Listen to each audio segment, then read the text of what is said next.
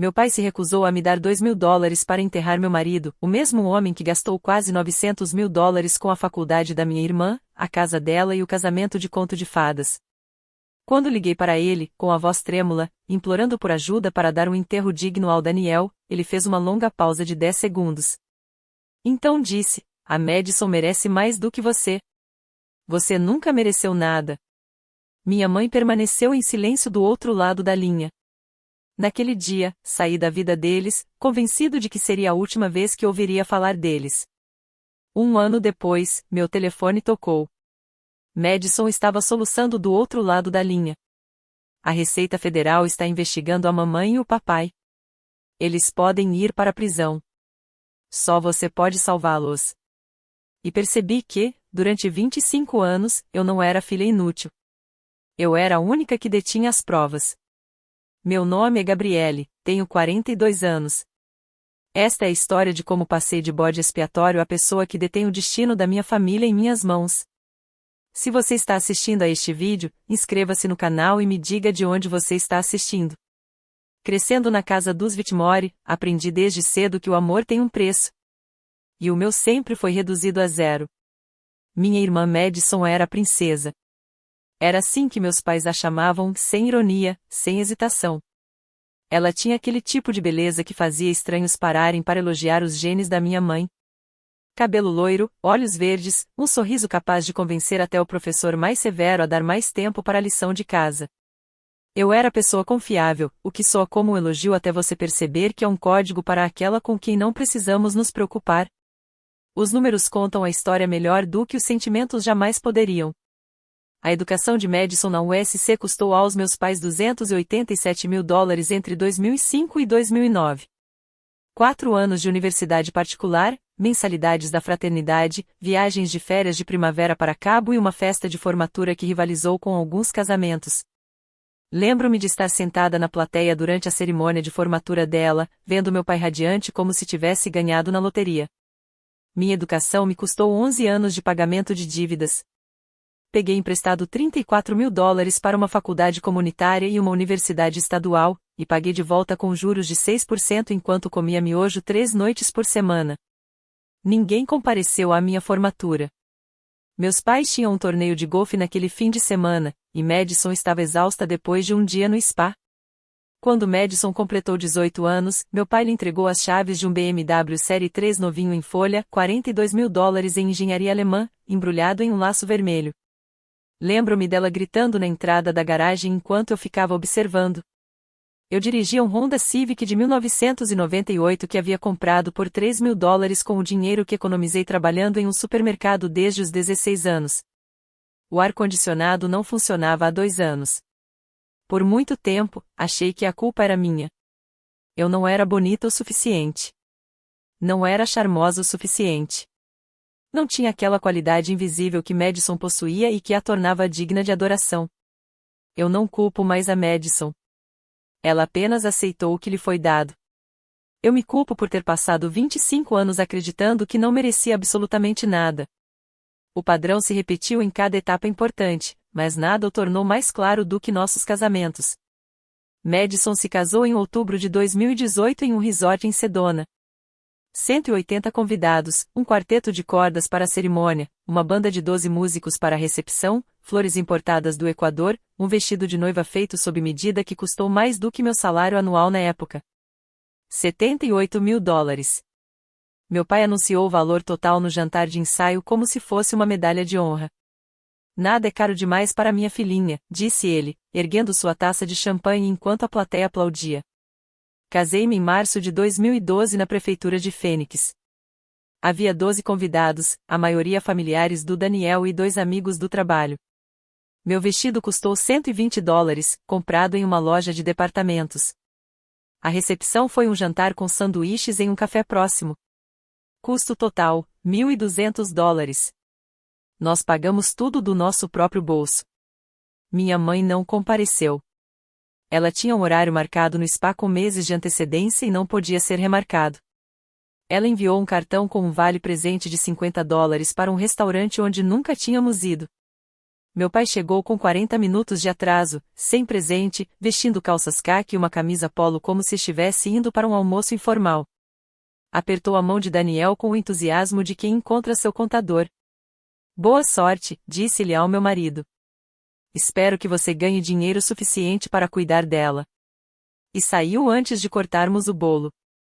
Eu não pedi 78 mil dólares.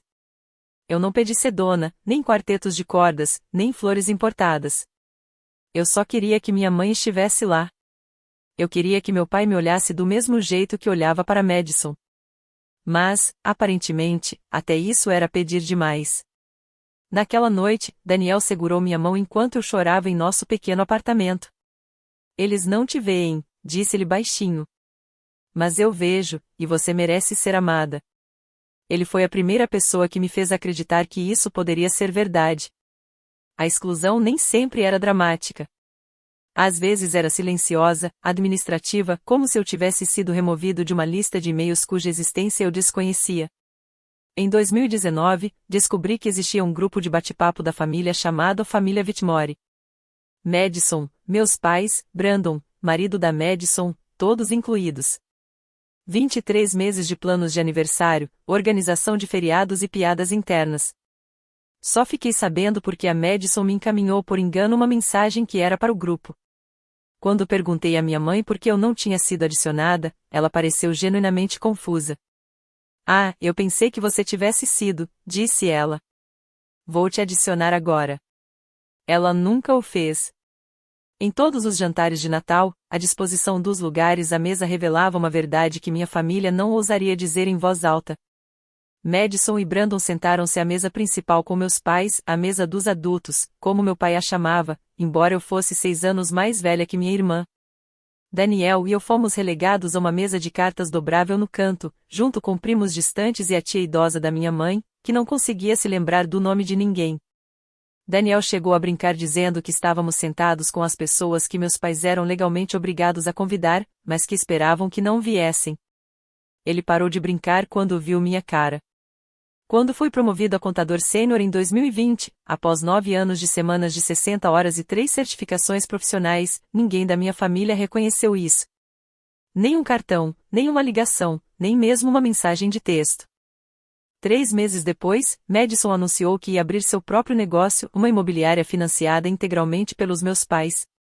Meu pai deu uma festa, 30 convidados, aperitivos servidos por um buffet, um brinde com champanhe onde ele chamou Madison de a próxima grande empreendedora da família. A empresa dela não tinha funcionários, clientes nem receita. Mas tinha o orgulho do meu pai.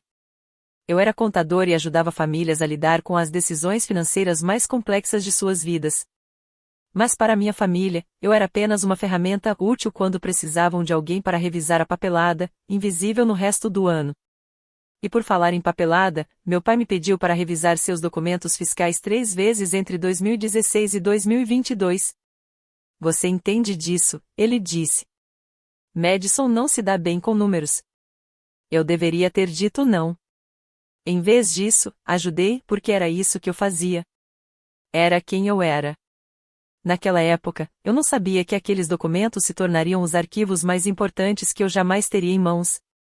Daniel Simons não era o tipo de homem que fazia grandes gestos. Ele não comprava joias caras nem planejava férias surpresa. O que ele me deu foi menor, mas infinitamente mais valioso. Ele me fez sentir vista. Nos conhecemos em 2009 em uma cafeteria perto da minha faculdade comunitária. Ele era um aprendiz de eletricista com mãos calejadas e um sorriso gentil. Eu tinha 26 anos, estava atolada em dívidas, trabalhando em 2 empregos enquanto terminava a minha graduação. Ele perguntou se podia compartilhar a mesa comigo, pois todos os outros lugares estavam ocupados. 4 horas depois, ainda estávamos conversando. Daniel ganhava 68 mil dólares por ano como eletricista industrial. Nem rico, nem pobre o suficiente para pagar as contas, tirar férias uma vez por ano e guardar um pouco para a aposentadoria. Ele nunca reclamou de dinheiro, nunca se comparou aos outros, nunca me fez sentir que eu deveria querer mais do que tínhamos. Você não precisa que eles te vejam, ele me disse certa vez depois de um dia de ação de graças particularmente doloroso, em que meu pai passou o jantar inteiro elogiando a perspicácia comercial de Madison. Você já sabe quem você é. A cegueira deles é uma perda para eles, não para você. Ele acordava todas as manhãs às 5 para fazer café antes de eu me levantar para trabalhar. Deixava bilhetinhos na minha lancheira. Me perguntava todas as noites: você precisa conversar sobre alguma coisa? Não porque fosse obrigado, mas porque queria saber. O Natal de 2021 foi o último feriado que passamos com a minha família. Meu pai fez um comentário sobre o trabalho do Daniel, algo desdenhoso sobre trabalho braçal e carreiras de verdade. Daniel pousou o garfo e olhou meu pai diretamente nos olhos. Minha esposa tem um nome, disse-lhe calmamente. É Gabriele, e ela é a pessoa mais trabalhadora que conheço. Eu agradeceria se você falasse conosco com respeito. Meu pai nos mandou embora. E nós fomos. Em 14 de março de 2024, Daniel mencionou que sentia o peito apertado. Provavelmente só estresse por causa do trabalho, disse ele. Amanhã estarei bem. Em 15 de março de 2024, recebi um telefonema do Hospital Geral de Fênix. Ele não chegou a sair da ambulância. A funerária me entregou uma pasta com os custos discriminados, impressos em colunas organizadas, serviço básico de cremação, urna simples, aluguel da sala de velório, certidões de óbito, taxas de transporte, $7.200. Eu tinha $5.200 em economias. O seguro de vida do Daniel, aquele pequeno que a empresa dele fornecia, levaria de 6 a 8 semanas para ser processado. A funerária precisava do pagamento em 10 dias. Eu precisava de $2.000. Apenas $2.000. Fiquei sentada no carro em frente à casa dos meus pais por 20 minutos antes de conseguir discar o número. Minhas mãos tremiam. Daniel estava fora havia 3 dias. Eu não tinha dormido. Não tinha comido nada além dos biscoitos que um vizinho trouxe. Eu estava movida pela tristeza e pelo desespero. Meu pai atendeu ao quarto toque. Pai, eu disse, e minha voz falhou nessa única sílaba. O Daniel faleceu. Preciso de ajuda. Preciso pegar emprestado $2.000 para as despesas do funeral. Eu te pago de volta em 6 meses. Prometo. Silêncio. 10 segundos. Eu os contei. Então, Madison acabou de comprar móveis novos para a sala de estar. Sua mãe e eu precisamos guardar nossas economias por enquanto. Senti algo dentro de mim ficar imóvel. Muito, muito imóvel. Além disso, continuou ele, Madison sempre foi quem, bem, ela merece nossa ajuda mais do que você. Você nunca mereceu nada do que lhe demos, Gabriele. Você sabe disso. Minha mãe não disse nada. Eu conseguia ouvir sua respiração na outra extensão da linha. Eu entendo, ouvi-me dizer. As palavras saíram sem vida, sem expressão, como se algo tivesse sido cortado dentro de mim e ainda não tivesse percebido que deveria sangrar. Eu desliguei. Vendi a caminhonete do Daniel, aquela que ele ainda estava pagando, por $3.000. Peguei o resto emprestado de uma colega de trabalho que se recusou a me devolver o dinheiro. Enterrei meu marido sem a minha família. E percebi, sentado sozinho naquela sala memorial com 12 pessoas que realmente se importavam se eu estava vivo ou morto, que eu não tinha perdido $2.000. Eu havia perdido a última ilusão que tinha de que minha família teria espaço para mim. Foi naquele dia que parei de esperar que eles reconhecessem meu valor. Foi naquele dia que fui embora. Cortar relações com a família parece dramático até você perceber como é simples na realidade. Você simplesmente para. Para de ligar. Para de mandar mensagens. Para de aparecer. Para de ter esperança. O primeiro mês foi o mais difícil. Cada vez que meu telefone vibrava, uma parte desesperada de mim esperava que fosse minha mãe ligando para pedir desculpas. Mas nunca era. Quando o nome dela aparecia, as mensagens eram variações do mesmo tema: onde você está? Seu pai está perguntando por você. O aniversário da Madison é no mês que vem. Você vem, né? Não respondi a nenhum deles. Por fim, bloqueei os números completamente. Eu me dediquei totalmente ao trabalho. A Morrison & Blake, a empresa de contabilidade onde passei 12 anos construindo minha carreira, tornou-se meu refúgio. A temporada de impostos de 2024 foi brutal. Lidei com 47 declarações complexas, incluindo 3 casos de espólio e 2 defesas contra auditorias da Receita Federal. Meu supervisor me considerou indispensável. Meus clientes enviaram cartas de agradecimento. Pela primeira vez na vida, permiti-me sentir orgulho sem imediatamente condicionar esse sentimento à desaprovação de alguém. Entrei para um grupo de apoio para viúvas em um centro comunitário perto do meu apartamento. 8 mulheres se reuniam todas as terças-feiras à noite para conversar sobre luto e reconstrução. Eles me ensinaram uma palavra que eu nunca tinha realmente entendido antes: limites. Os limites não eram muros. Não eram punições. Eram simplesmente as linhas que você traça para proteger o que resta de si mesmo quando outras pessoas já tiraram demais. Certa noite, em janeiro de 2025, eu estava arrumando meu escritório em casa, algo que eu vim evitando desde a morte de Daniel. Atrás de uma pilha de guias fiscais antigos, encontrei uma pasta de papel pardo etiquetada como documentos fiscais da família Whitmore de 2016 a 2022. Os documentos do meu pai. Daquelas vezes em que ele me pediu para dar uma olhada nas coisas. Quase joguei tudo fora. Algo me impediu, uma sensação que não consigo nomear, um instinto que sussurrava que essas páginas poderiam importar algum dia. Coloquei a pasta no meu arquivo e fechei a gaveta. 11 meses de silêncio. 11 meses de paz. Eu devia ter imaginado que não ia durar. 2 de março de 2025, 21h47. Eu estava lendo na cama quando meu celular vibrou com um número desconhecido. DDD do Arizona. Quase deixei cair na caixa postal. Os telemarketing têm sido implacáveis ultimamente. Mas algo me fez atender. Gabi. A voz estava rouca, áspera, como se alguém tivesse chorado por horas. Eu a reconheci imediatamente. Só não queria. Quem é essa pessoa? É a Madison. Por favor, não desligue. Considerei a possibilidade. Meu dedo pairou sobre o botão vermelho, mas a curiosidade venceu o instinto de autopreservação. Eu não tenho irmã, eu disse. Eu sei. Eu sei que você está com raiva. Eu mereço isso. Ela respirou fundo, tremendo. Mas preciso te contar uma coisa. A Receita Federal está investigando a mamãe e o papai. Endireitei-me na cadeira. O quê? Divisão de Investigação Criminal. Eles estão investigando o dinheiro que mamãe e papai me deram ao longo dos anos, a casa, os empréstimos comerciais, tudo. Estão dizendo que pode ser fraude fiscal.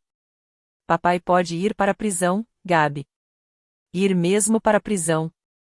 As palavras pairavam no ar. Prisão. Meu pai de 78 anos, vestindo um macacão laranja. Tentei sentir algo, satisfação, talvez, ou uma sensação de vitória. Tudo o que senti foi cansaço. E como isso me envolve? Papai disse, a voz de Madison baixou. Ele disse, você tem documentos de quando você o ajudava com os impostos. Ele disse, você pode ter cópias de algumas coisas. Lembrei-me da pasta de papel pardo no meu arquivo, aquela que quase joguei fora 2 meses atrás. Que tipo de documentos? Não sei, um e-mail, talvez. Algo sobre como estruturar os pagamentos. Gabi, por favor. Eu sei que não mereço sua ajuda. Sei que tenho sido uma irmã terrível, mas eles são nossos pais, e você é a única que talvez possa resolver isso. Fiquei em silêncio por um longo momento. Vou pensar nisso, disse finalmente. Então desliguei o telefone e fui até meu arquivo. Eu não tinha apenas um e-mail. Eu tinha tudo ponto, a pasta era mais grossa do que eu me lembrava. Espalhei o conteúdo sobre a mesa da cozinha às 22h15, ainda de pijama, com as mãos tremendo levemente, não de medo, mas de algo mais próximo de uma revelação. O e-mail estava lá. 4 de dezembro de 2019. Meu pai me colocou em cópia por engano. Ele pretendia enviá-lo apenas para seu contador pessoal. O assunto do e-mail era inócuo. Estrutura empresarial de Madison. O conteúdo era tudo menos profissional, listado como um empréstimo. A Receita Federal não audita esse tipo de coisa se a documentação estiver correta. Basta deixar os documentos com uma aparência profissional e tudo ficará bem. Eu me lembrei de ter recebido a carta.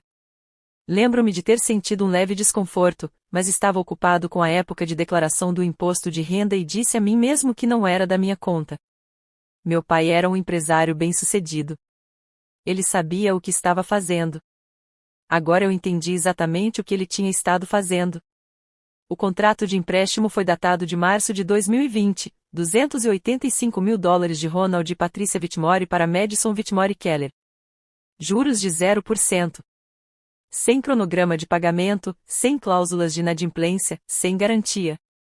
Em outras palavras, não se trata de um empréstimo, mas sim de uma doação disfarçada de transação comercial para evitar as exigências de declaração do Imposto Federal sobre Doações. Peguei mais documentos. Registros de transferências bancárias. 6 transações entre 2018 e 2023. Valor total, $892 mil. Nenhuma delas havia sido declarada no formulário 709, a declaração de imposto sobre doações que meu pai era legalmente obrigado a preencher para valores acima de $15 mil por ano. Eu já tinha visto casos suficientes de fraude fiscal para saber o que estava enfrentando. Isso não era descuido. Era sonegação sistemática. Às 23h30, liguei para Marcus Webb, meu antigo colega da Morrison & Blake, agora consultor tributário independente, alguém em quem eu confiava. Marcus, eu disse quando ele respondeu, preciso que você dê uma olhada em algo e me diga exatamente o quanto de problema isso representa. Gabi, já é quase meia-noite. O que está acontecendo? Drama familiar, eu disse. Do tipo que acarreta penalidades federais. Vou fazer uma pausa aqui por um momento porque preciso te perguntar uma coisa. Se você estivesse no meu lugar, com provas que poderiam salvar ou destruir as pessoas que te abandonaram quando você mais precisava delas, o que você faria? Entregaria as provas à Receita Federal e deixaria a Justiça seguir seu curso, ou as usaria para negociar? Comente abaixo. Diga-me, equipe Justiça ou equipe Vantagem? E se você ainda está comigo, clique no botão de inscrição, porque o que aconteceu em seguida mudou tudo. 2 dias depois, Marcus me encontrou em uma cafeteria perto do escritório dele. Ele estava igualzinho a como eu me lembrava, óculos de aro de metal, têmporas grisalhas, a expressão perpetuamente preocupada de alguém que passou a vida encontrando erros na papelada dos outros. Ele espalhou minhas cópias sobre a mesa, organizando-as em ordem cronológica enquanto seu café esfriava. 20 minutos se passaram. Ele não disse nada. Observei suas sobrancelhas se erguerem cada vez mais a cada documento. Por fim, ele tirou os óculos e esfregou os olhos. Gabi, disse-lhe baixinho. Isto é mal. Muito mal. Quão ruim. Seu pai declarou transferências de doações abaixo do valor real em aproximadamente $612 mil ao longo de 5 anos. A Receita Federal pode cobrar impostos atrasados sobre os valores não declarados, que provavelmente giram em torno de $312 mil, dependendo das alíquotas aplicáveis em cada ano. Além disso, há a multa por fraude, 75% do imposto não pago. Outros $234 mil, aproximadamente, mais juros. Estamos falando de um total de mais de $600 mil. Soltei um suspiro. E o e-mail? Marcus bateu na impressão com um dedo. É isso que muda tudo. Sem isso, seu pai poderia alegar que foi um descuido, um engano. Com isso, ele balançou a cabeça. Isso demonstra intenção. Isso demonstra que ele sabia o que estava fazendo e estruturou as transações deliberadamente para sonegar impostos. Isso não é mais uma questão civil. É potencial fraude criminal. De 3 a 5 anos de prisão federal. Jesus. Sim. Marcus olhou para mim por cima dos óculos. A questão é, o que você vai fazer com essa informação? Encarei os documentos, provas que poderiam destruir meu pai. Uma vindicação por 25 anos ouvindo que eu não valia nada. Eu não quero vingança, disse lentamente. Eu quero ser vista. Quero que eles reconheçam publicamente o que fizeram. Marcus assentiu com a cabeça. Então você tem poder de barganha, provavelmente mais do que jamais teve na vida. Ele tinha razão. Mas ter poder e saber como usá-lo são duas coisas muito diferentes. Descobri sobre a festa por acaso. 3 dias depois de me encontrar com Marcos, entrei numa conta antiga do Facebook que não usava há meses. Eu a tinha criado anos atrás para manter contato com amigos da faculdade, mas na maior parte do tempo tinha me esquecido da sua existência. Quando o feed carregou, a primeira publicação que vi foi da minha mãe: junte-se a nós para celebrar 45 anos de casamento. Ronald e Patrícia Whitmore convidam você para uma noite de amor, família e legado. 15 de março, 18 horas, Scottsdale Country Club, salão de festas. A imagem em anexo mostrava meus pais em uma foto de noivado de 1980 sobreposta a um elegante convite. 127 pessoas já haviam confirmado presença. Os comentários estavam repletos de parabéns e emojis de coração. Analisei os detalhes: banda de jazz ao vivo, jantar de 4 pratos, coquetéis personalizados. Um fotógrafo da revista Scottsdale Living cobriria o evento para a sessão a famílias notáveis. Meus pais estavam dando uma festa que provavelmente custou mais do que todo o funeral de Daniel. Verifiquei a lista de convidados: Madison, Brandon, primos de quem mal me lembrava, sócios, amigos do golfe, amigos do clube de campo. Meu nome não estava lá. Claro que não. Encarei a data no convite: 15 de março. 1 ano, naquele mesmo dia, desde que Daniel morreu. 1 ano desde que implorei ao meu pai por ajuda e ouvi dele que eu não merecia nada. O universo tem um senso de humor sombrio. Refleti sobre as palavras de Marcos: você tem poder de barganha. Pensei nos documentos que estavam no meu arquivo. Pensei no meu pai parado naquele salão de baile, rodeado por todos aqueles que ele queria impressionar, celebrando seu legado de família e amor, um legado construído sobre mentiras, exclusão e $892.000 escondidos da Receita Federal. E de repente, eu soube exatamente o que ia fazer. Não vingança. Algo melhor: acerto de contas. Meu pai me ligou no dia 8 de março, a primeira vez em quase 1 ano. Deixei tocar 4 vezes antes de atender. Fiz ele esperar. Gabriele. Sua voz era exatamente como eu me lembrava, aquela mistura peculiar de autoridade e irritação, como se eu fosse uma funcionária que tivesse perdido um prazo. Precisamos conversar sobre esses documentos. Desculpe. Quem é? Não brinque comigo. Madison te contou sobre a situação com a Receita Federal. Preciso que esses documentos sejam enviados ao meu advogado imediatamente. Seu advogado? Mantive minha voz neutra. Aquele que te ajudou a estruturar aqueles empréstimos que na verdade não eram empréstimos? Silêncio. Escute com atenção, disse meu pai, endurecendo o tom de voz. Isto é um assunto de família. Tudo que você pensa que tem pertence à família. Você vai entregar e nós esqueceremos toda essa situação desagradável. Sensação desagradável. Repeti a palavra lentamente, sentindo sua inadequação. Você quer dizer como me dizerem que não mereço ajuda quando meu marido está morto? Esse tipo de sensação desagradável? Isso não tem nada a ver com isso. Tem tudo a ver com isso. Minha voz não se elevou. Pelo contrário, ficou mais baixa, mais calma. Você passou 25 anos deixando claro que eu não valia nada para você. Gastou $892.000 com a Madison enquanto me dizia que eu não merecia nada. E agora você precisa de mim? Se você enviar qualquer coisa para a Receita Federal, vou contar para todo mundo que você é uma criança vingativa e ingrata. Vou processá-lo por roubo de documentos confidenciais. Tenho advogados. Você tem advogados? Repeti. E eu tenho um e-mail onde você instruiu explicitamente seu contador a preencher documentos falsos. Um e-mail que você me enviou por engano em cópia. A Divisão de Investigações Criminais da Receita Federal provavelmente acharia isso muito interessante. Mais silêncio. Desta vez, mais longo. O que você quer? A arrogância estava se desfazendo. Eu conseguia ouvir o medo por baixo. Eu te aviso, eu disse, e desliguei. Pela primeira vez na minha vida, meu pai não teve a última palavra. 2 dias depois, minha mãe ligou. Abordagem diferente, mesmo objetivo. Querida, disse ela com a voz trêmula.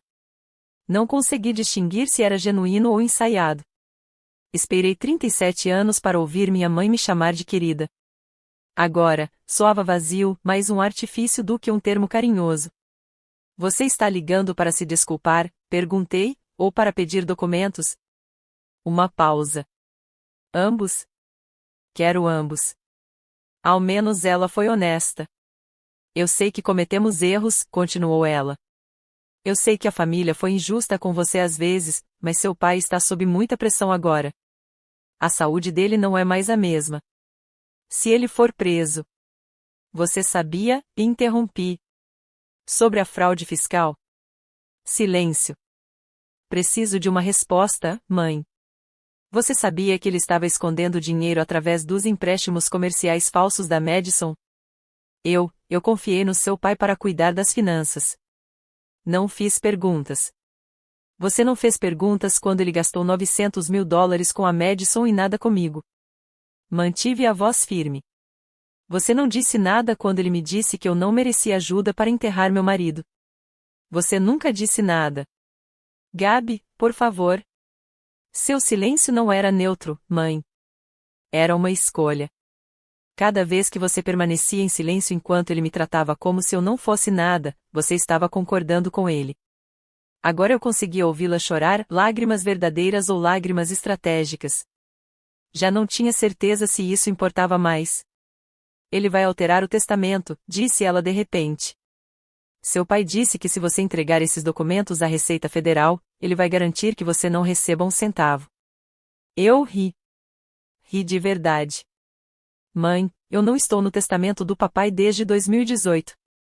Eu vi os documentos quando ele me pediu para revisar os papéis do inventário dele, 5 anos atrás. Tudo vai para Madison. Sempre foi assim. O choro cessou. Eu não sabia disso, ela sussurrou. Não, eu disse. Você não perguntou. Madison apareceu no meu apartamento no dia 12 de março. Sem aviso prévio, apenas uma batida na porta às 19 horas e o rosto dela no meu olho mágico, pálida e abatida, não se parecendo em nada com a menina dourada de que eu me lembrava. Abri a porta, mas não a convidei a entrar. Você deveria ter ligado. Você teria dito não. Ela tinha razão quanto a isso. Podemos conversar, por favor? Dei um passo para o lado. Ela entrou na minha sala de estar e olhou em volta como se estivesse tentando memorizar os detalhes, os móveis modestos, as fotos de Daniel na estante, a completa ausência de fotos de família. Lugar agradável, disse ela. Não era. O que você quer, Madison? Ela se virou para mim. Eu não sabia o que papai estava fazendo com o dinheiro. Eu pensei que fossem apenas presentes porque ele me amava. Você já se perguntou por que eu nunca ganhei nenhum presente? Ela estremeceu. Pensei que você não precisasse deles. Era o que a mamãe e o papai sempre diziam. A Gabi é independente. A Gabi se vira sozinha. Você já parou para pensar se eu queria cuidar de mim mesma ou se simplesmente nunca me deram outra opção? Os olhos de Madison estavam marejados. Esperei que a compaixão surgisse em meu peito. Mas não surgiu. A imobiliária, eu disse. Você sabia que não era um negócio de verdade. Sabia que não tinha clientes, nem receita. De onde você achava que viria o dinheiro? Achei que era um investimento no meu futuro. Era um paraíso fiscal. Você era um veículo para esconder dinheiro da Receita Federal. Papai não te deu 900 mil dólares porque te ama, Madison. Ele te deu porque precisava de um lugar para colocar dinheiro que o governo não pudesse ver. Vi minhas palavras atingirem. Vi a menina prodígio perceber que seu pedestal era uma farsa. Isso não é verdade, ela sussurrou. Mas a certeza havia desaparecido de sua voz. Pergunte a si mesma, eu disse, se ele realmente a amava incondicionalmente, por que cada presente vinha acompanhado de papelada? Ela não tinha resposta. Deixei o silêncio se prolongar até que Madison o interrompeu. O que você vai fazer? Pensei nisso durante dias, imaginei vários cenários, consultei Marcos sobre o que era legal, o que era ético, o que era simplesmente humano. Diga à mamãe e ao papai que eu tenho condições. Madison endireitou-se ligeiramente. Condições. 3 coisas. Levantei os dedos enquanto contava. Primeiro, um pedido público de desculpas na festa de aniversário, em 15 de março, diante de seus amigos, seus sócios, todos aqueles a quem eles passaram 45 anos tentando impressionar. Eles reconhecem como me trataram 25 anos de favoritismo, exclusão e crueldade em voz alta, em público. Gabi. Em segundo lugar, eles admitem que erraram ao me negar ajuda quando Daniel morreu, especificamente citando o nome dele. Eles dizem que lamentam ter me dito que eu não merecia ajuda. O rosto de Madison empalideceu. Eles nunca vão concordar com isso. Terceiro, $2.000 mais juros, 7% compostos ao longo de 12 meses. Total de $2.140. Isso não é nada. É troco para eles. Exatamente. Encarei-a nos olhos. Nunca foi uma questão de dinheiro, Madison. Era sobre me dizerem que eu não valia nada. Agora, trata-se de provarem que eu valia. E se eles fizerem tudo isso, eu não entrego os documentos à Receita Federal. Eu os guardo. Apólice de seguro. E cada um segue seu caminho. E se eles não fizerem? Peguei meu celular, abri meu calendário e mostrei a tela para ela. 17 de março, 10 horas. Divisão de Investigações Criminais do IRS, agente Thomas Rivera. Tem um compromisso agendado para 48 horas após a festa. Se eles não cumprirem minhas condições até a meia-noite do dia 15 de março, manterei o compromisso. Você não está blefando. Não. Madison ficou parada ali por um longo momento, olhando para mim como se estivesse vendo alguém novo. Talvez estivesse mesmo. Eles nunca vão se desculpar publicamente, disse ela por fim. Você sabe disso. Eu sei.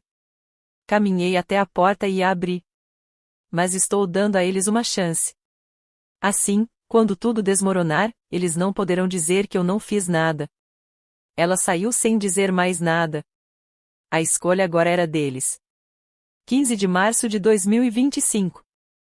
Exatamente um ano desde que segurei a mão de Daniel em um quarto de hospital e vi os monitores ficarem planos. O Scottsdale Country Club ficava à beira de um campo de golfe, todo colunas brancas e sebes bem cuidadas, o tipo de lugar que cobrava $250 por uma inscrição de sócio só para ver se você era um candidato em potencial. Meu pai foi membro por 18 anos, seu lugar favorito para se sentir importante. Observei do meu carro a chegada dos convidados. Sedãs pretos e SUVs de luxo formavam fila no serviço de manobrista. Mulheres em vestidos de coquetel e homens internos impecáveis desapareciam pela entrada dourada. Um fotógrafo da revista Scottsdale Living aguardava perto da porta, registrando as chegadas para matérias sobre famílias proeminentes. 127 pessoas compareceram para celebrar os 45 anos do casamento dos Whitmore, um legado de família, amor e mentiras. Através das altas janelas, eu podia ver o grande salão de baile se enchendo. Arranjos florais de $8.000, um conjunto de 10 de 4 integrantes, lustres de cristal banhando tudo com uma luz quente e favorecedora. Meus pais estavam perto da entrada, cumprimentando os convidados como se fossem da realeza recebendo súditos. Meu pai, de terno cinza escuro, que provavelmente custava mais do que meu aluguel mensal. Minha mãe, com um vestido vermelho de lantejoulas e diamantes no pescoço. Madison e Brandon estavam por perto. Mesmo à distância, eu conseguia perceber a tensão nos ombros de Madison. Ela sabia o que estava por vir. Ou melhor, sabia o que poderia estar por vir. Eu havia enviado minhas condições por meio dela. A resposta dos meus pais chegou às 6 horas por mensagem de texto do meu pai: não me arrependo de proteger minha família. Venha à festa ou não, mas não espere que eu me humilhe por causa da sua birra. Típico. Mesmo agora, ele só consegue enxergar isso como um problema meu. Eu não ia à festa. Tinha algo melhor planejado. Madison me ligou 30 minutos antes do horário marcado para o início da festa. Ele disse não. Sua voz era monótona, derrotada. Eu implorei a ele, Gabi. Eu literalmente me ajoelhei e implorei para que ele simplesmente pedisse desculpas, para que fizesse essa única coisa. O que exatamente ele disse? Ele disse e ela respirou fundo, com a voz trêmula que se recusa a pedir desculpas àquela garota na frente dos amigos. Disse que você está tentando chantageá-lo e que não vai negociar com terroristas. Terroristas. 25 anos dando tudo e não pedindo nada em troca. E eu era um terrorista por querer reconhecimento. E a mamãe, ela chorou, disse que conversou com ele. Depois, ela foi arrumar o cabelo. Uma risada amarga. A mesma coisa que ela sempre faz, chora e depois desaparece. Sentei-me no carro e observei mais convidados chegando ao clube de campo. O reino do meu pai, a imagem cuidadosamente construída por ele de sucesso, respeitabilidade e valores familiares. Madison, quero que você entenda uma coisa. O que? Não estou fazendo isso por vingança. Se eu quisesse vingança, teria enviado esses documentos à Receita Federal assim que os encontrei. Dei a eles uma escolha real, responsabilização em troca de misericórdia. E eles escolheram errado. Escolheram o que sempre escolhem, o orgulho acima da filha. Fiz uma pausa. Mas eu não vou estragar a festa. Não vou causar escândalo. Então, o que você vai fazer? Vou deixar que a verdade faça o trabalho por mim. O que isso significa? Significa que há um jornalista naquela festa que está prestes a ficar muito curioso sobre o legado da família Whitmore. Silêncio na linha. Gabi, por favor. Eles tiveram a chance deles. Agora eu tenho a minha. Desliguei o telefone e peguei um pedaço de papel, uma carta que eu havia escrito naquela manhã. Uma pergunta dirigida a um jornalista sobre uma família que não era tão perfeita quanto aparentava ser. Entrei no clube de campo às 18h42, mas não pela entrada do salão de baile. Fui até o bar no saguão, perto o suficiente para ouvir a música jazz que vinha da festa, mas longe o suficiente para permanecer invisível.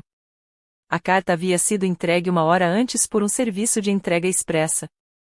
Sem remetente, apenas um envelope manuscrito endereçado a Janet Morrison, redatora sênior da revista Scott's Daily Living.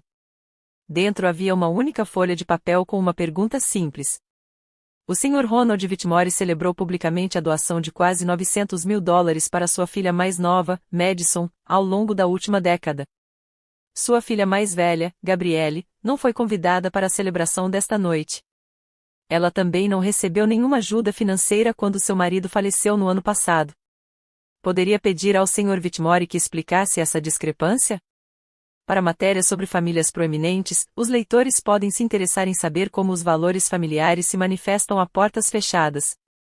Eu não havia incluído nada sobre a Receita Federal, nada sobre fraude fiscal, nada que pudesse ser rastreado até atividades ilegais. Apenas uma pergunta. O instinto jornalístico faria o resto. Pedi uma taça de vinho e esperei. Às 19h15, observei através do arco enquanto Janet Morrison, cabelos loiros, terno impecável, crachá de imprensa visível, se aproximava do meu pai durante uma pausa na fila de cumprimentos. Ela estava sorridente, profissional e curiosa. Do lugar onde eu estava sentada, não conseguia ouvir a conversa, mas podia ver o rosto do meu pai. Primeiro, confusão, depois irritação e, por fim, algo que parecia quase medo. Janet fez outra pergunta. A voz do meu pai se elevou. Não consegui entender as palavras, mas o tom era evidente e defensivo, raivoso. As pessoas começaram a se virar. Dei um gole de vinho e observei meu pai fazer exatamente o que eu sabia que ele faria ao ser confrontado com a responsabilidade. Ele piorou a situação. Este foi o momento que esperei a vida inteira. Mas antes de contar o que aconteceu em seguida, preciso perguntar: o que você acha que meu pai fez quando um jornalista o questionou na frente de seus amigos? Ele manteve a calma e desconversou como um homem inteligente faria? Ou fez exatamente o que os narcisistas sempre fazem quando sua imagem cuidadosamente construída é ameaçada? Comente a autodestruição se você acha que ele piorou a situação para si mesmo. E se você ainda está aqui, curta este vídeo porque o que ele disse em seguida foi ouvido por todos naquela sala. A voz do meu pai cortava a música jazz como uma faca. Isso não é da sua conta. Aterrissei minha taça de vinho e me aproximei do arco. Uma multidão havia se formado, talvez 25 pessoas, reunidas em um semicírculo disperso ao redor do meu pai e do jornalista. Janet Morrison manteve sua posição.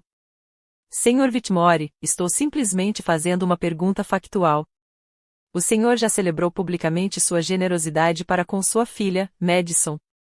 Por que sua outra filha, Gabriele, não foi incluída na celebração desta noite? Gabriele o rosto do meu pai ficou vermelho de um jeito alarmante. Ela é uma pessoa difícil. Ela é vingativa. Ela é... Então, você tem 2 filhas? É claro que tenho 2 filhas, mas apenas uma delas merece. Ele se conteve. Tarde demais.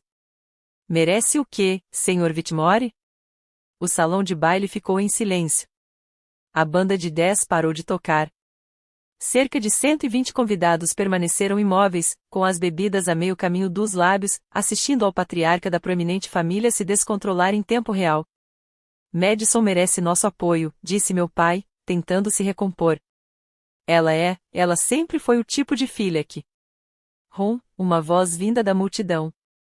Reconheci David Miller, um dos sócios mais antigos do meu pai. E, por coincidência, também um dos meus clientes de impostos. Eu conheço a Gabriele. Ela cuidou dos impostos da minha empresa por 3 anos. Ela é uma das pessoas mais profissionais e íntegras com quem já trabalhei. O que exatamente você quer dizer com ela não merecer o seu apoio? Meu pai se virou na direção da voz. David, isso é um assunto de família. Você está em uma festa pública para celebrar sua família, interrompeu Janete, com cobertura da imprensa que você convidou. Se houver algum assunto familiar que afete a reportagem, o público tem o direito de saber. Observei a boca do meu pai abrir e fechar. Nenhuma palavra saiu. Alguém que estava perto do fundo levantou um celular e começou a gravar. O legado de Ronald Whitmore, pilar da comunidade de Scottsdale, estava se desfazendo em tempo real, e ele não tinha a quem culpar senão a si mesmo. Em uma festa como aquela, os rumores se espalham mais rápido que champanhe. Em 30 minutos, todo o salão de baile fervilhava com sussurros de fragmentos da verdade. Aparentemente, ele deu quase $1 milhão a uma de suas filhas. O outro nem sequer foi convidado esta noite. Algo sobre se recusar a ajudar em um funeral. Você ouviu o que ele disse? Só um merece.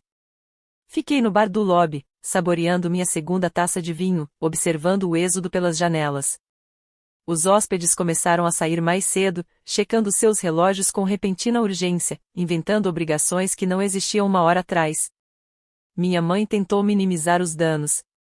Eu conseguia vê-la através do arco, movendo-se de grupo em grupo com um sorriso brilhante e desesperado. Houve um mal-entendido, ouvi-a dizer a alguém. Desentendimentos familiares. Sabe como é? Mas ninguém acreditou. A pergunta tinha sido feita. A resposta tinha sido dada. Não havia como voltar atrás. Madison ficou paralisada num canto com Brandon, ambos pálidos como fantasmas. Ela olhou para cima uma vez em direção ao saguão, e nossos olhares se encontraram através do arco. Ergui levemente minha taça de vinho. Ela desviou o olhar. Janete Morrison ainda estava lá, ainda fazendo anotações, agora entrevistando outros convidados, obtendo citações, construindo uma história. Às 20h30, meu celular vibrou. Era uma mensagem de um número desconhecido. Gabriele, aqui é David Miller. Acabei de saber o que aconteceu. Eu não fazia ideia de que sua família a tratava dessa forma. Se precisar de alguma coisa, por favor, me ligue. E, só para constar, conheço seu pai há 20 anos e nunca ouvi mostrar sua verdadeira face tão claramente. Você não fez nada de errado. Li a mensagem 2 vezes. Depois terminei meu vinho, deixei o dinheiro no bar e saí do Scottsdale Country Club. Atrás de mim, a festa ainda estava tecnicamente acontecendo, mas a comemoração já havia terminado. Meu pai construiu sua imagem ao longo de 45 anos. Bastaram 30 minutos para destruí-la. 17 de março, 10h01. Escritório do IRS em Phoenix, Divisão de Investigações Criminais. O prédio era exatamente tão deprimente quanto eu esperava, luzes fluorescentes, carpete cinza, um leve cheiro de burocracia e medo. Fiz o meu registro na recepção e esperei sentado numa cadeira de plástico até que um homem de meia-idade, vestindo um terno padrão do governo, viesse me buscar. Senhorita Simons, sou o agente Thomas Rivera. Obrigado por ter vindo. Seu escritório era pequeno e abarrotado de caixas de arquivos. Uma foto emoldurada de duas crianças estava sobre sua mesa. Ele indicou uma cadeira e eu me sentei. Você disse ao telefone que possui documentos relacionados a uma investigação em andamento. Eu faço.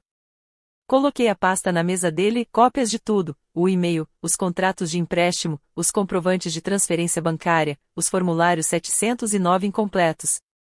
O agente Rivera passou 45 minutos revisando os materiais. Seu rosto não demonstrava nenhuma emoção. Ele fazia anotações em um bloco de notas amarelo com uma caligrafia tão caprichada que parecia uma fonte. Finalmente, ele olhou para cima.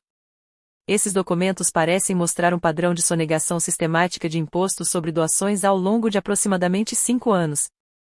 O e-mail de dezembro de 2019 é particularmente significativo. Ele demonstra uma clara intenção de enganar. Eu entendo.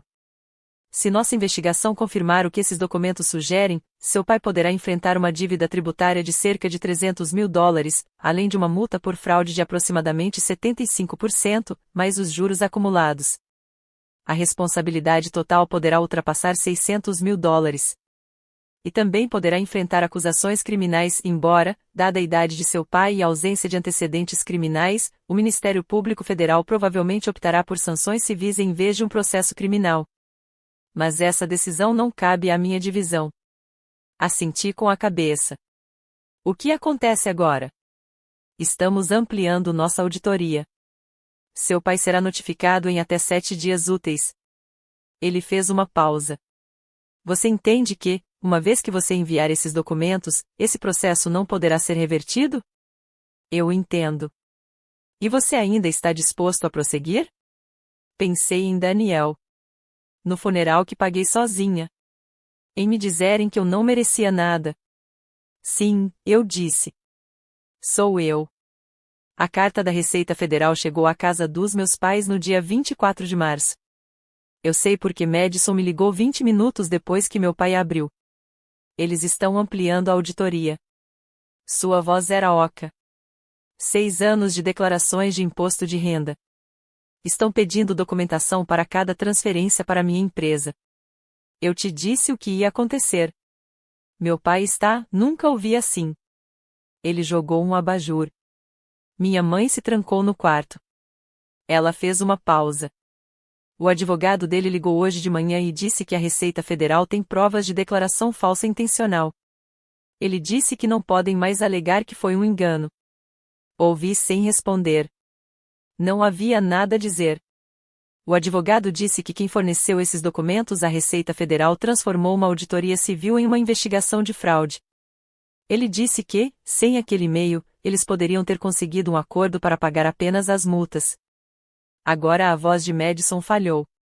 Agora ele está enfrentando uma confissão de fraude civil, antecedentes criminais permanentes e registro público. Isso parece ser uma consequência de suas ações. Você fez isso? Não. Mantive a voz calma. Ele fez isso em 2019, quando enviou aquele e-mail. Em 2020, quando apresentou documentos falsos. Todos os anos ele optou por esconder dinheiro em vez de pagar o que devia. Eu simplesmente parei de acobertá-lo. Silêncio na linha. Você está feliz agora? Perguntou Madison finalmente. Era isso que você queria? Refleti seriamente sobre a questão. Eu era feliz? Não. Satisfação não era o mesmo que felicidade. Justiça não era o mesmo que alegria. Eu queria ser vista, eu disse. Eu queria que ele reconhecesse, ao menos uma vez, que eu merecia a mesma consideração que você. Ele escolheu o orgulho. E foi aonde essa escolha levou. Vou me encontrar com meu próprio advogado amanhã, disse Madison em voz baixa. Para separar minhas finanças das dos meus pais. Isso provavelmente é uma atitude inteligente. A filha predileta, disse ela com amargura, protegendo-se do próprio pedestal. Bem-vindo à realidade, eu disse. É desconfortável aqui, mas pelo menos é honesto. O artigo foi publicado em 1º de abril, uma data cruel, embora eu duvide que Janette Morrison tenha planejado isso. O legado Whitmore, a história de 2 filhas. Não foi notícia de primeira página. A revista Scottsdale Living não publicava escândalos na primeira página. Em vez disso, a notícia foi publicada como uma matéria especial na seção de opiniões da comunidade, 3 páginas, incluindo fotos da festa de aniversário que agora pareciam mais uma prova do que uma celebração. Janette Morrison tinha feito a sua pesquisa.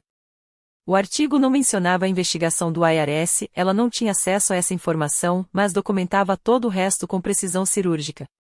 Os 900 mil dólares gastos com Madison ao longo de uma década. Os $0 gastos comigo. O acesso de raiva do meu pai na festa, citado textualmente por 3 testemunhas diferentes. A declaração de David Miller de que eu era uma das pessoas mais profissionais com quem ele já havia trabalhado. Um convidado não identificado descrevendo meu pai como visivelmente hostil quando questionado sobre sua filha mais velha. A parte mais prejudicial foi o final. Ao ser questionado, Ronald Whitmore recusou-se a dar entrevista. Sua esposa, Patrícia, forneceu uma breve declaração por escrito: nossos assuntos familiares são privados.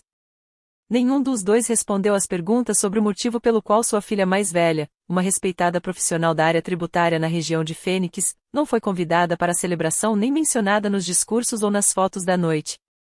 As consequências foram imediatas. A filiação do meu pai ao Scottsdale Country Club foi colocada em revisão enquanto se aguardam esclarecimentos sobre certos assuntos. 3 sócios cancelaram almoços que haviam agendado. O nome Whitmore, antes sinônimo de sucesso e respeitabilidade, agora vinha acompanhado de ressalvas. Li o artigo no meu apartamento com uma xícara de café que já tinha esfriado horas antes. Não me senti triunfante. Não me senti vingada. Senti-me cansada, aliviada e, finalmente, compreendida. Não pelos meus pais. Por todos os outros. Às vezes, isso precisa ser suficiente. A Receita Federal divulgou suas conclusões preliminares em maio de 2025. Eu sei os números porque Madison me contou. Não éramos próximas. Talvez nunca sejamos, mas ela começou a ligar uma vez por semana, conversas breves, na maioria das vezes tentando entender uma infância que só agora ela conseguia enxergar com clareza. A avaliação foi brutal. Impostos sobre doações não declarados, $312 mil. Multa por fraude de 75%, $234 mil. Juros acumulados em 5 anos, $67 mil. Responsabilidade total, $613 mil. Meu pai teve que vender 2 carros de sua coleção de carros antigos, um Mustang de 1965 e um Corvette de 1970 que ele passou 15 anos restaurando. Valor total, $185 mil. Ele fez saques antecipados de 2 contas de aposentadoria, pagando multas adicionais além de tudo mais. A investigação criminal acabou sendo arquivada. O agente Rivera estava certo. O Ministério Público Federal levou em consideração a idade do meu pai, a ausência de antecedentes criminais e decidiu que as sanções civis seriam suficientes. Mas a condenação por fraude civil tornou-se parte de seu registro permanente, um documento público. Qualquer pessoa que consultasse veria. Ronald Whitmore, empresário respeitado, membro de clube de campo, pilar da comunidade, havia admitido oficialmente ter fraudado o governo federal. Madison teve que refazer sua declaração de imposto de renda referente a 5 anos. Valor adicional devido, $47 mil. O negócio dela, a imobiliária que nunca havia dado lucro, foi dissolvido. O dinheiro que seus pais haviam repassado por meio dela foi reclassificado como doações tributáveis. Estou vendendo a casa, ela me disse durante uma de nossas ligações. Aquela que mamãe e papai me deram. Não consigo mais olhar para ela sem enxergar o que ela realmente era. Um paraíso fiscal disfarçado de casa dos sonhos. O que você vai fazer? Algo que eu deveria ter feito anos atrás. Descobrir quem eu sou quando não estou em cima de uma pilha de dinheiro alheio. Foi a primeira vez que Madison me pareceu alguém que eu poderia eventualmente perdoar.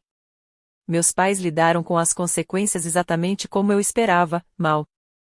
Meu pai mergulhou no silêncio e no ressentimento. Segundo Madison, ele passava a maior parte dos dias em seu escritório bebendo uísque e se recusando a falar sobre o ocorrido. Ele culpava a todos, menos a si mesmo. A Receita Federal era corrupta. O jornalista era vingativo. Eu era mentalmente instável. Responsabilidade era uma língua estrangeira que ele não tinha interesse em aprender. 3 semanas depois da decisão da Receita Federal se tornar pública, minha mãe me enviou uma carta. Escrita à mão, com 4 páginas. Gabi, não espero que você leia isto. Não o culparia se jogasse fora, mas preciso dizer o que deveria ter dito anos atrás. Desculpe. Sinto muito por ter ficado em silêncio quando seu pai a tratou injustamente. Sinto muito por ter escolhido o conforto dele em vez do seu bem-estar. Sinto muito pelo casamento que perdi. Sinto muito pelo funeral ao qual deveria ter comparecido. Sinto muito por 25 anos fingindo que a desigualdade era normal porque era mais fácil do que lutar. Eu não mereço seu perdão. Não estou pedindo por ele. Eu só precisava que você soubesse que agora vejo o que me recusei a ver antes. Meu silêncio foi cumplicidade. Minha inação foi uma escolha.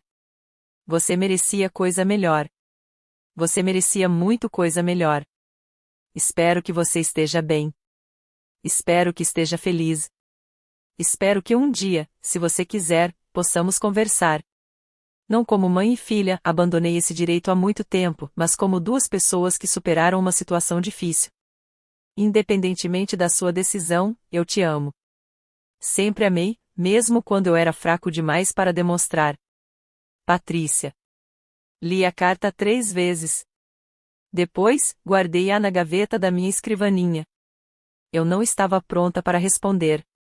Talvez nunca estivesse. Mas, pela primeira vez, minha mãe disse as palavras que esperei a vida inteira para ouvir. Não foi o suficiente para resolver tudo, mas foi um começo. A ligação de David Miller aconteceu numa tarde de terça-feira, no final de maio. Gabriele, espero não estar interrompendo nada. De jeito nenhum, David. O que posso fazer por você? Na verdade, é o que eu posso fazer por você. Tenho pensado sobre o que aconteceu naquela festa, sobre o que você disse que sua família te fez passar, sobre o tipo de pessoa que precisa sobreviver a isso e ainda se tornar uma pessoa tão decente quanto você. Não sabia bem como responder. Agradeço. Minha filha Emily e eu tivemos nossos próprios problemas.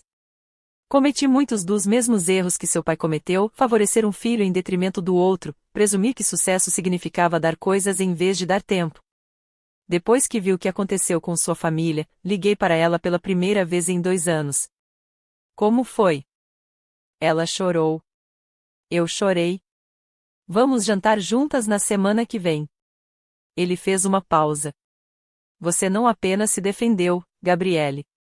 Você me lembrou do que realmente importa. Eu queria te agradecer.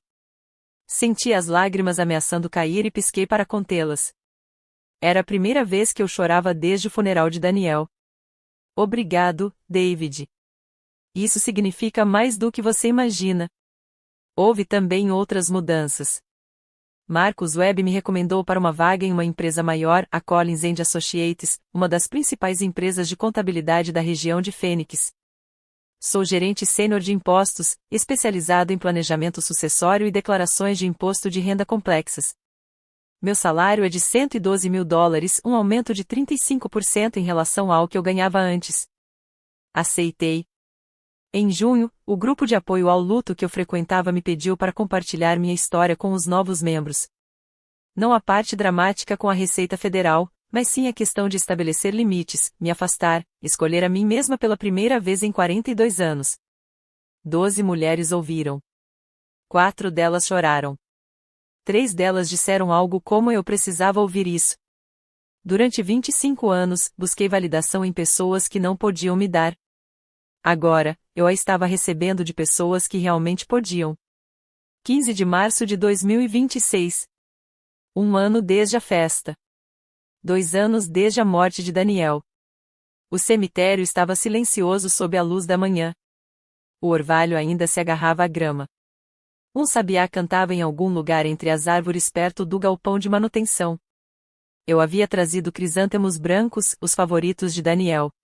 Ele costumava comprá-los para mim em todos os aniversários, porque dizia que representavam verdade e lealdade. Somos nós, ele me dizia. Verdadeiros e leais. Coloquei as flores junto à sua lápide. Mármore cinza simples com palavras simples. Daniel James Simons. De 1980 a 2024. Amado marido. Você merece ser amado, ah. Eu mesma escolhi aquela inscrição, as últimas palavras que ele me disse e nas quais eu pude realmente acreditar. Ei, eu disse baixinho, sentando-me de pernas cruzadas na grama. Faz tempo. Contei tudo para ele, a investigação da Receita Federal, a festa, o artigo, meu novo emprego, os telefonemas semanais de Madison, a carta da minha mãe que eu ainda não tinha respondido. Você tinha razão, eu disse, em tudo. Você me disse que eu não precisava que eles me vissem. Você me disse que eu já sabia quem eu era. Só precisei de um tempo para acreditar nisso. Uma brisa agitava os crisântemos. Eu não fiz isso por vingança. Quero que você saiba disso. Fiz isso porque você me ensinou algo que eu nunca tinha aprendido antes. Que se proteger não é egoísmo. Que ir embora não é fraqueza. Que amar não significa aceitar a crueldade. Fiquei uma hora conversando sobre nada e sobre tudo, os detalhes banais do meu novo apartamento, os clientes do meu novo emprego, a coisa estranha e frágil que estava crescendo entre mim e minha irmã. Quando finalmente me levantei para ir embora, pressionei minha mão contra a lápide. Gostaria que você estivesse aqui para ver em quem me transformei, sussurrei. Mas talvez você já possa ver. O sabiá cantou novamente enquanto eu me afastava. Pela primeira vez em anos, eu não estava me afastando de algo. Eu estava caminhando em direção a algo. Escrevi um e-mail para minha mãe em julho, 4 meses depois de receber a carta dela. Foram necessárias 11 versões até que eu conseguisse encontrar as palavras certas. Mãe? Eu li sua carta. Li várias vezes. Agradeço por tê-la escrito. Agradeço por reconhecer o que aconteceu. Não estou pronto para perdoar. Isso pode nunca acontecer. Não posso prever o futuro. O perdão não é algo que eu possa forçar ou agendar. Tem que acontecer naturalmente, se é que vai acontecer. Mas estou disposto a tentar algo menor. Comunicação. Se você quiser entrar em contato, eu responderei. Mas não por telefone, ainda não estou preparado para isso. Somente por e-mail. E existem condições. Nada de falar do papai. Não tenho nada a dizer a ele e não quero receber informações de segunda mão. Sem chantagem emocional. Sem obrigações familiares. Sem manipulação. Não me peçam para resolver problemas, mediar ou fazer as pazes. Esse não é o meu papel. Se você puder respeitar esses limites, podemos tentar construir algo aos poucos, com cuidado. Não prometo nada além de que lerei o que você escrever. Se essas condições não forem adequadas para você, eu entendo, mas é o que posso oferecer no momento. Gabriele. Minha mãe respondeu 3 dias depois. Breve e sincera. Aceito suas condições. Obrigada por me dar uma chance que provavelmente não mereço. Escreverei novamente na próxima semana. Amor. Mãe? Depois disso, trocávamos e-mails 2 vezes por mês. Coisas pequenas no início, o que ela estava lendo, como estava crescendo seu jardim. Nada pesado, nada que reabrisse feridas antigas. Eu nunca respondi ao meu pai. Ele nunca entrou em contato. Algumas relações não foram feitas para serem reparadas, apenas para serem terminadas. Madison e eu trocávamos mensagens de vez em quando. Em agosto, ela me mandou uma foto do consultório da terapeuta dela, uma folha de exercícios intitulada Estabelecendo Limites. Aprendendo o básico, escreveu ela. Antes tarde do que nunca. Antes tarde do que nunca, concordei. Ainda não éramos irmãs. Talvez estivéssemos nos tornando algo melhor, 2 pessoas que escolhiam se entender apesar de tudo. Setembro de 2026. 18 meses desde a festa. Uma eternidade desde que eu estava na entrada da casa dos meus pais implorando por $2.000. Meu novo apartamento tinha uma varanda pequena, mal cabiam 2 cadeiras e um vaso de planta. Mas era minha. Eu me sentava lá fora quase todas as noites, observando o pôr do sol pintar o horizonte de fênix em tons de laranja e rosa. A Collins & Associates era tudo o que minha antiga empresa não tinha sido, colegas que respeitavam minha experiência, sócios que se lembravam do meu nome, clientes que enviavam cartas de agradecimento e indicações. Pela primeira vez na minha carreira, senti-me como um profissional e não como um empregado. Eu havia começado a escrever um blog, anonimamente, sobre limites familiares e sobrevivência emocional. A primeira postagem, Quando amar sua família significa deixá-la, teve 2.300 visualizações na primeira semana. Comentários de estranhos que reconheceram suas próprias histórias na minha começaram a surgir. Pensei que fosse o único. Você me fez sentir menos louca. Vou começar a fazer terapia na semana que vem por causa disso. Após 38 anos me sentindo invisível, agora estranhos na internet me viam com mais clareza do que meus pais jamais conseguiram. Eu não estava namorando. Não estava pronta. Daniel merecia ser velado como deveria, e eu merecia me curar no meu próprio ritmo. O luto não era uma tarefa a cumprir ou uma etapa a ser superada. Era um cômodo onde eu viveria por um tempo, e tudo bem. Em algumas noites, eu me perguntava o que meu pai estaria fazendo, se ele pensava em mim, se ele se arrependia de alguma coisa. Então eu me lembrava de que aquilo não importava mais. O arrependimento dele, ou a falta dele, era problema dele. Agora eu tinha minha própria vida para construir, meu próprio futuro para criar, meu próprio valor para definir. Em histórias como essa, ninguém sai ganhando. De verdade. O estrago é grande, os anos perdidos são muitos. Mas não perdi mais nenhuma, e isso foi o suficiente. Obrigado por terem ficado comigo até o final.